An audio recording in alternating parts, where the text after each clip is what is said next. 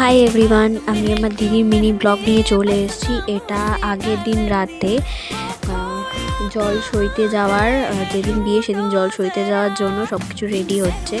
এরপরে আমাকে ডাকা হয়েছিল কুলোতে কি উলুভুলু রং করার জন্য। জাস্ট এটা পরের দিনে দধিমঙ্গলের সময় সবাই আশীর্বাদ করে দিদিকে দই চিড়ে খাওয়াচ্ছিল। এরপরে সব রিচুয়াল মেনে সবাই আশীর্বাদ করে দই চিড়ে খাওয়ানোর পরে জল সইতে যাবে।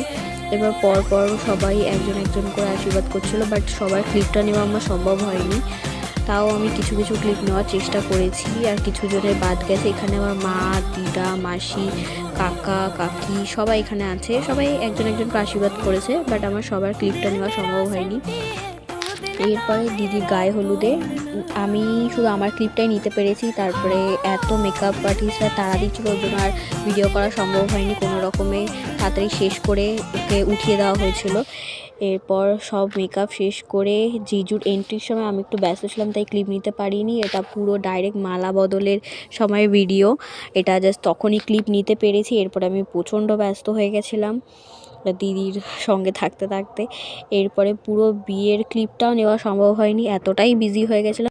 এরপর স্টার্টার আইটেমে রেশমি কাবাব, চিলি পটেটো আর পনিরের কিছু একটা আইটেম ছিল, আমি ভুলে গেছি।